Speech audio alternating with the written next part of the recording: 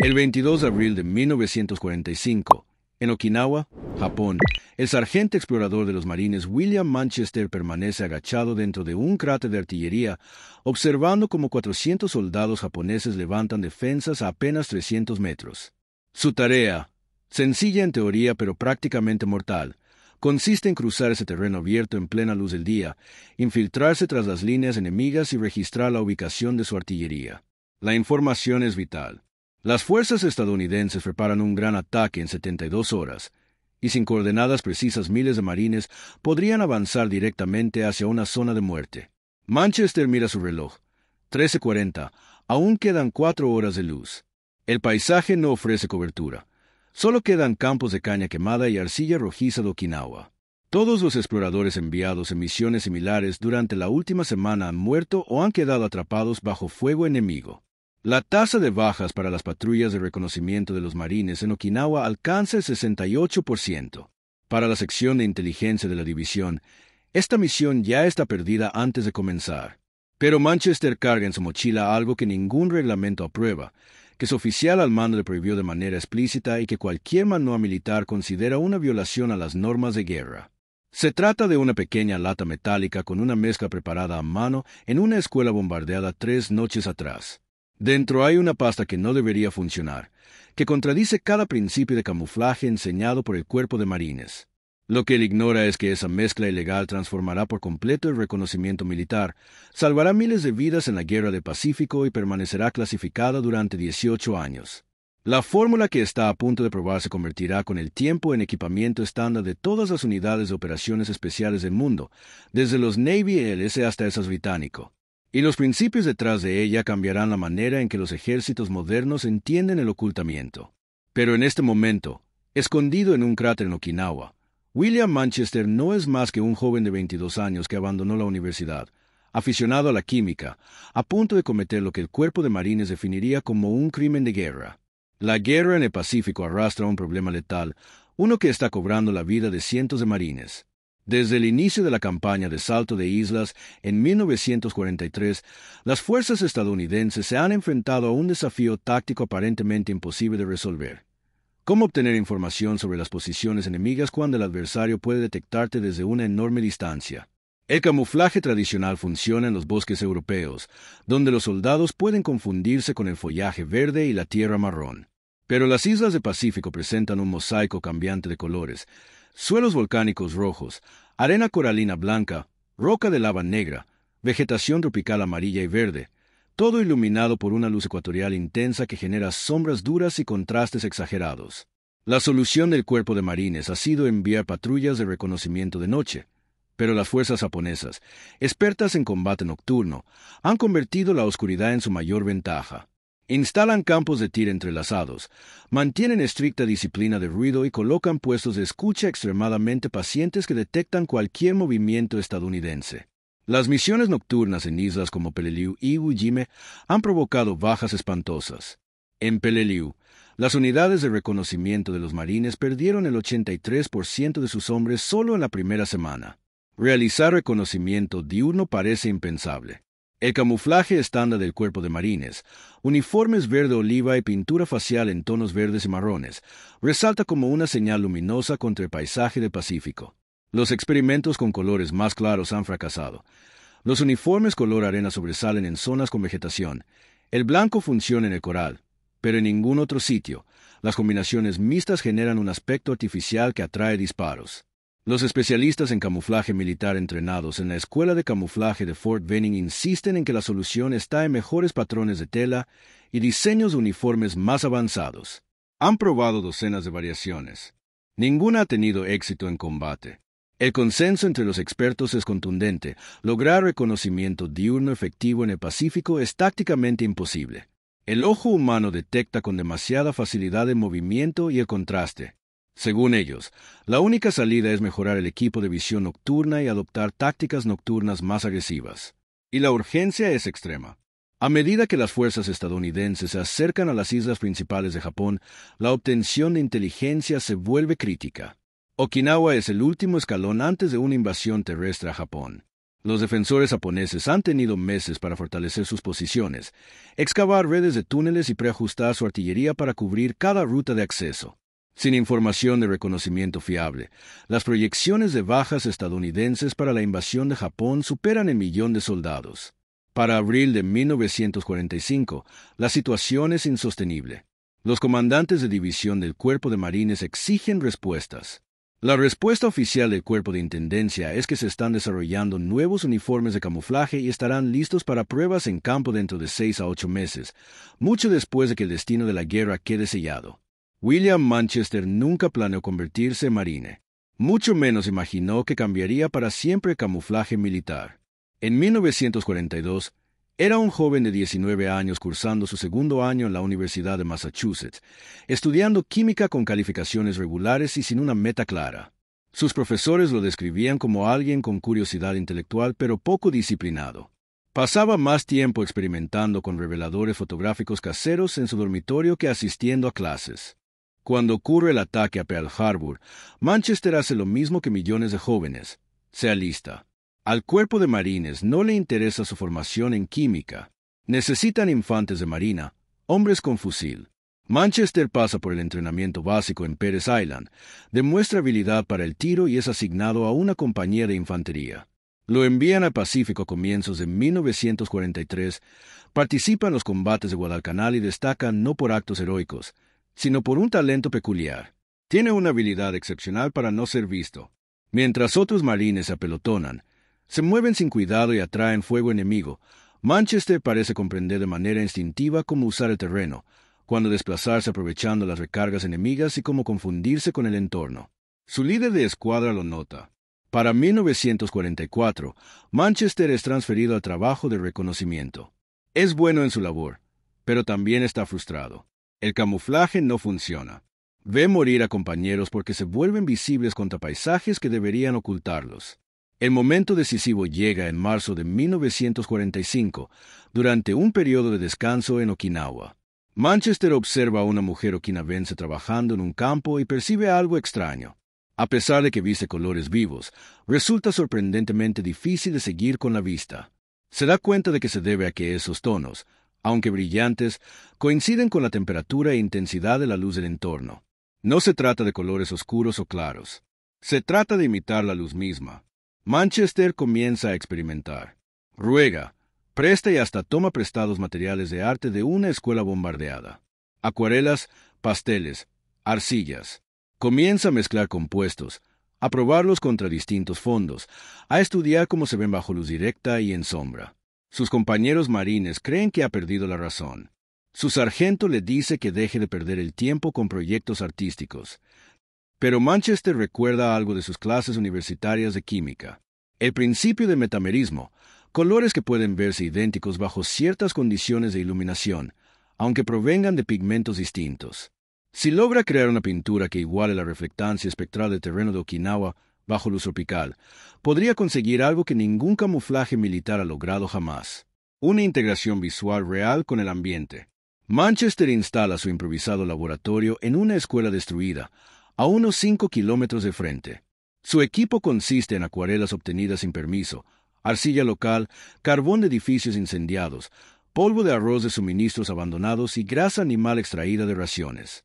No posee instrumentos de medición, solo sus ojos y una rueda de colores hecha con cartón. Las normas de camuflaje del Cuerpo de Marines son categóricas. Únicamente se pueden usar pinturas de rostro aprobadas. El equipo estándar incluye un compacto de 2 tonos, verde oliva y marrón oscuro. Estas regulaciones existen por una razón.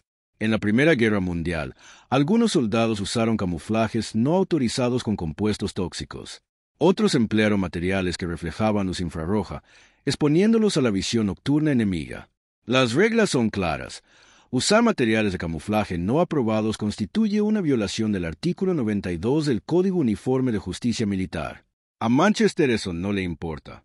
Ha visto morir a demasiados amigos. Sus primeros intentos fracasan de manera rotunda. Una mezcla cargada de arcilla blanca lo hace parecer un espectro.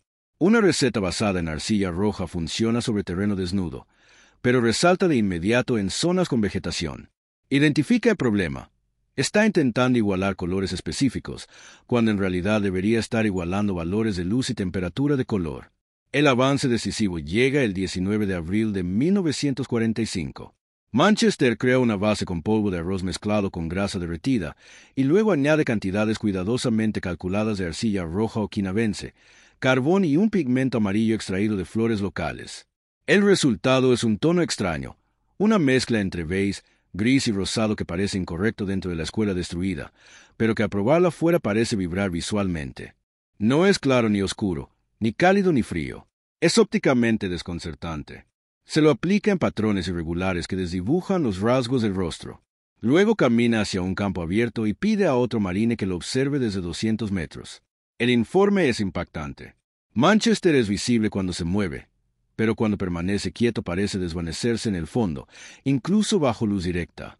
El efecto es tan desconcertante que el observador tiene dificultades para mantener la vista fija en él. Manchester le muestra su creación a su sargento de pelotón, el sargento de Estado Mayor James Caruso. La reacción de Caruso es inmediata y contundente.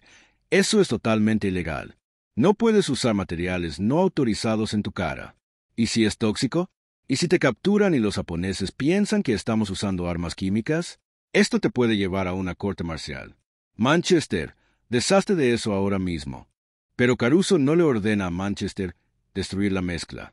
Y cuando Manchester se ofrece como voluntario para la misión de reconocimiento prácticamente suicida del 22 de abril, Caruso simplemente hace como si no viera cuando aquel guarda el pequeño recipiente metálico dentro de su equipo. Manchester se aplica la pintura a las 14 del 22 de abril de 1945 dentro de su cráter de obús. Usa trazos irregulares, rompiendo la forma de su rostro, cuello y manos. La pasta tiene una textura aceitosa y un leve olor a grasa rancia y tierra. No tiene un espejo, así que trabaja guiándose por el tacto, siguiendo un patrón que ha practicado varias veces. A las 14:15 comienza su avance. La técnica se llama movimiento glaciar. Avanzar tan despacio que el ojo humano no detecte desplazamiento, apenas unos 15 centímetros por minuto. Requiere una enorme disciplina muscular y una paciencia extrema. Pero Manchester cuenta con algo que ningún explorador previo había tenido. Cuando se queda inmóvil, prácticamente desaparece. Cruza los primeros 100 metros en 90 minutos. Los soldados japoneses están a la vista, al frente, cavando trincheras, moviendo suministros y conversando. No están en alerta máxima. Ese es su sector trasero, y no han visto a ningún explorador norteamericano llegar tan lejos durante el día. Manchester avanza solo durante momentos de distracción. Cuando pasan camiones, cuando los oficiales gritan órdenes, cuando los grupos de trabajo cambian de turno. En un momento dado, un soldado japonés pasa a menos de 5 metros del lugar donde Manchester está tendido. Él permanece inmóvil sobre una pequeña elevación del terreno, con el rostro apuntando hacia la tierra. El japonés se detiene, enciende un cigarrillo y permanece allí durante 3 minutos. Manchester no respira. El soldado finalmente se marcha, sin haber visto jamás al explorador estadounidense que estaba prácticamente a su lado. Manchester llega a las posiciones de artillería japonesa a las 17:30. Pasa 40 minutos memorizando ubicaciones, contando cañones y observando depósitos de munición. Dibuja todo en una pequeña libreta. Luego inicia el regreso, aún más peligroso. Vuelve a las líneas estadounidenses a las 25, ya de noche. Ha permanecido 7 horas en tierra de nadie, 3 de ellas bajo pleno sol dentro del territorio controlado por el enemigo. Entrega su información a la sección de inteligencia S2. Las coordenadas son exactas. Las posiciones de artillería están justo donde Manchester las indicó. Pero cuando su oficial al mando, el mayor Robert Fowler, se entera del camuflaje no autorizado, su reacción es explosiva. Se convoca una reunión para la mañana siguiente, 23 de abril de 1945, en el puesto de mando de la división. Asisten el mayor Fowler, el oficial de inteligencia de la división, teniente coronel Thomas Becker, el encargado de suministros de la división, el capitán Harold Stevens, y 3 especialistas en camuflaje recién llegados desde Estados Unidos. Stevens, responsable de intendencia, está furioso. Asegura que se trata de una violación directa de las normas. Aclara que el sargento Manchester usó materiales no autorizados que no han sido evaluados por toxicidad, detectabilidad enemiga o cualquier estándar de seguridad. Podría haber utilizado sustancias que reflejaran luz infrarroja. Podría haberse envenenado. Esto crea un precedente peligroso. Los expertos en camuflaje coinciden. El capitán Andrew Morrison, formado en la Escuela de Camuflaje de Fort Benning, es tajante. Dice, he revisado la fórmula. Es química rudimentaria sin base científica. Si funcionó, fue pura suerte o habilidad de Manchester en el terreno, no por la pintura. Nuestros compuestos aprobados han sido desarrollados por especialistas y evaluados de manera adecuada. La sala estalla cuando el teniente coronel Becker sugiere poner a prueba la mezcla de Manchester. Morrison se pone de pie y señala directamente a Manchester. ¿Van a confiar el resultado de la guerra a un universitario que abandonó los estudios y se la pasa jugando con barro?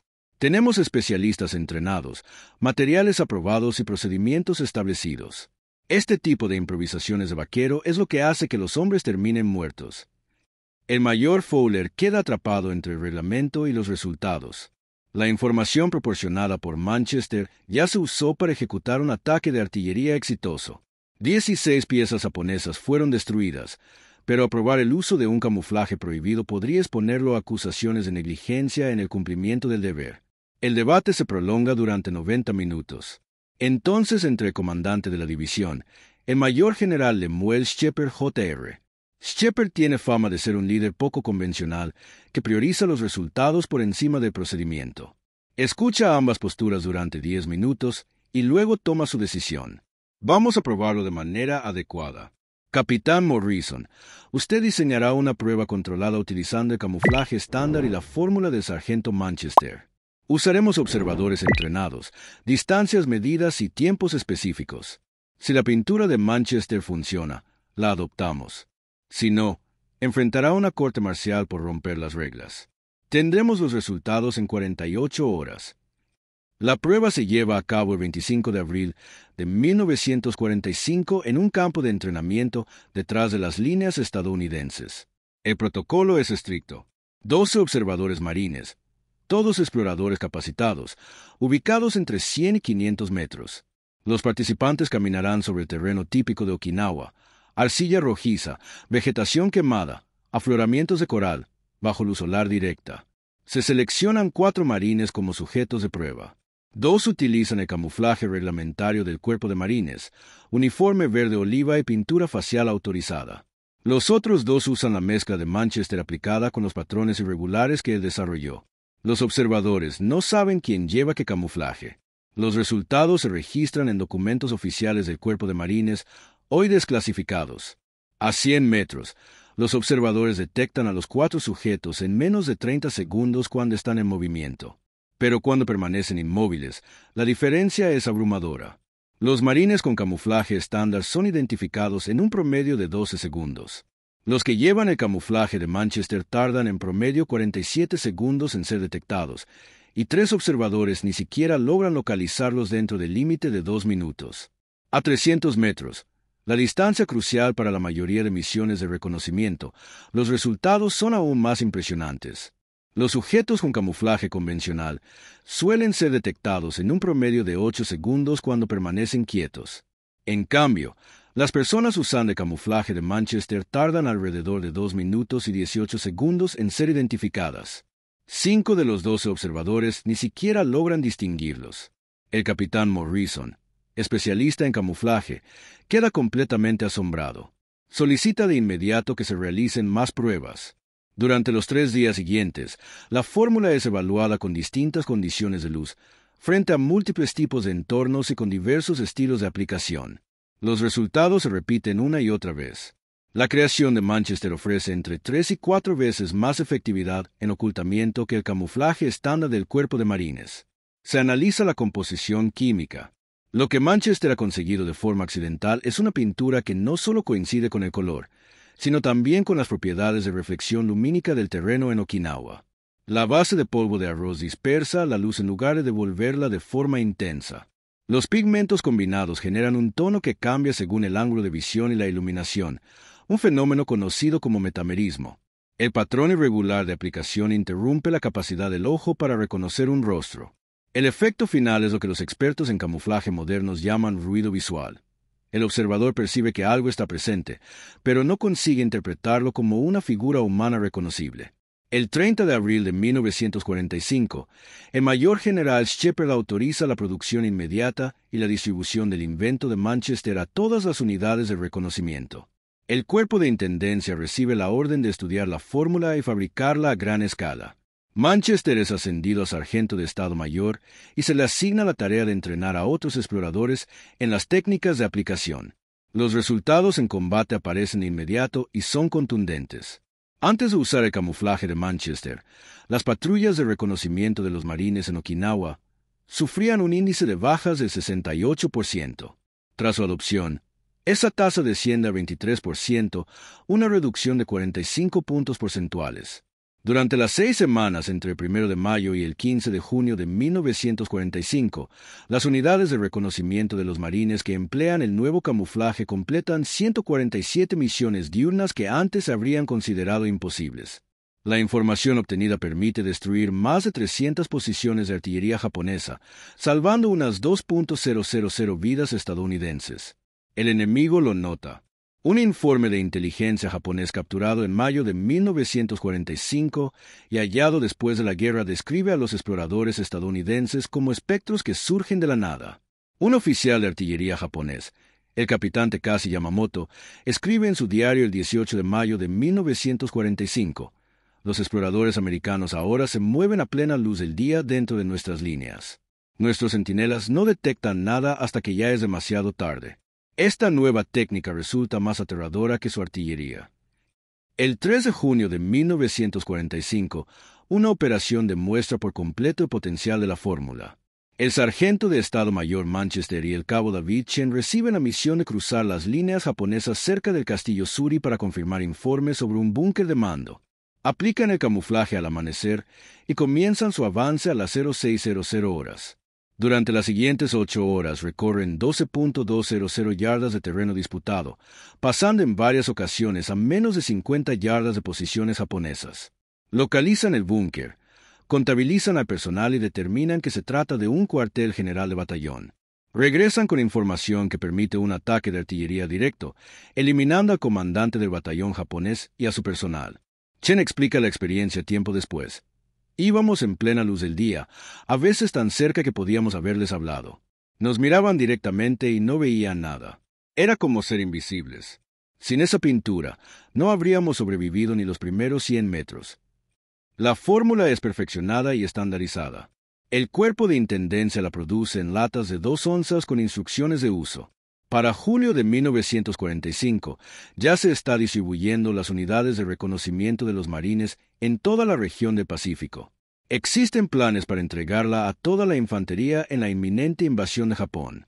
Sin embargo, la invasión nunca ocurre. Japón se rinde el 15 de agosto de 1945. Pero el camuflaje de Manchester ya ha transformado para siempre las operaciones de reconocimiento militar. Pronto veremos cómo este experimento ilegal terminó convirtiéndose en equipo estándar de las fuerzas especiales modernas.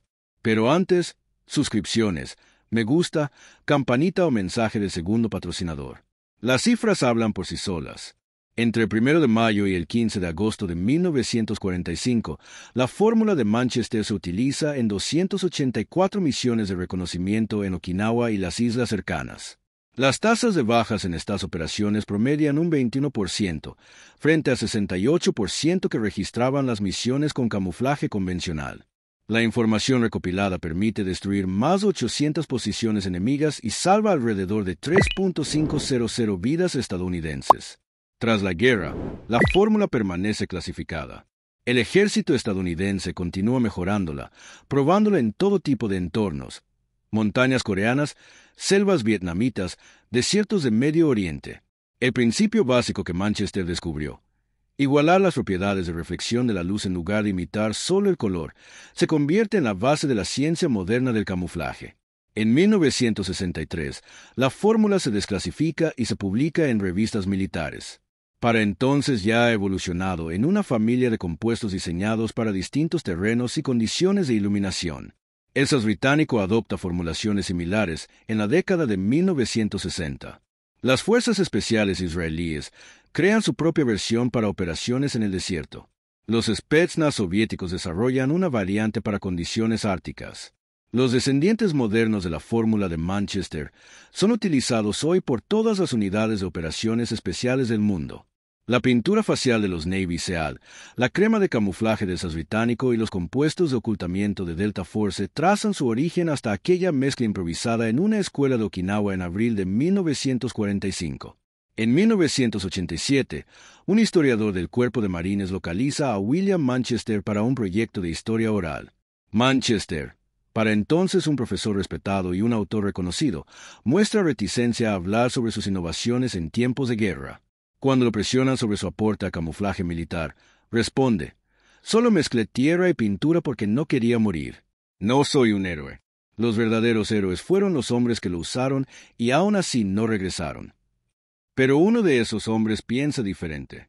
En 1989, David Chen, compañero de Manchester en la misión del Castillo Suri, asiste a una reunión del Cuerpo de Marines.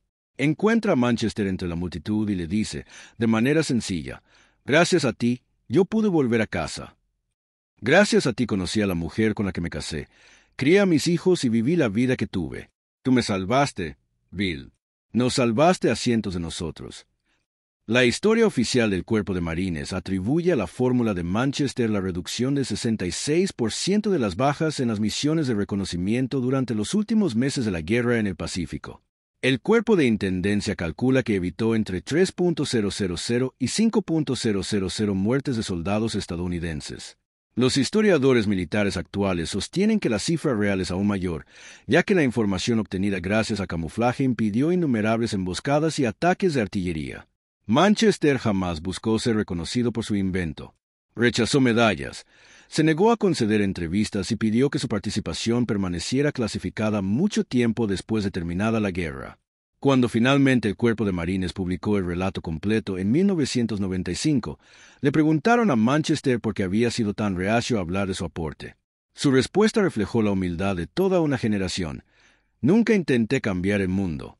Solo era un muchacho asustado que no quería que lo mataran. Si lo que hice ayudó a que otros chicos con miedo pudieran regresar a casa, para mí es suficiente. Eso es lo único que importa». Hoy, cada soldado de operaciones especiales que se pinta el rostro antes de una misión utiliza principios descubiertos por un joven de 22 años que había abandonado la universidad y que improvisó su mezcla en una escuela destruida de Okinawa. La fórmula ha sido mejorada, la química perfeccionada, las técnicas de aplicación estandarizadas, pero la idea esencial sigue siendo la de Manchester. El verdadero camuflaje no consiste en imitar colores, sino en reproducir el comportamiento de la luz. Esta enseñanza va más allá de la estrategia militar. En ocasiones, las soluciones a problemas que parecen imposibles no provienen de especialistas siguiendo métodos rígidos, sino de personas dispuestas a cuestionar lo establecido, a ensayar enfoques poco convencionales y a arriesgarlo todo por una idea que, en teoría, no debería funcionar. William Manchester quebrantó normas, desafió a los expertos y creó algo técnicamente prohibido que terminó salvando miles de vidas. Su historia nos recuerda que innovar exige valentía.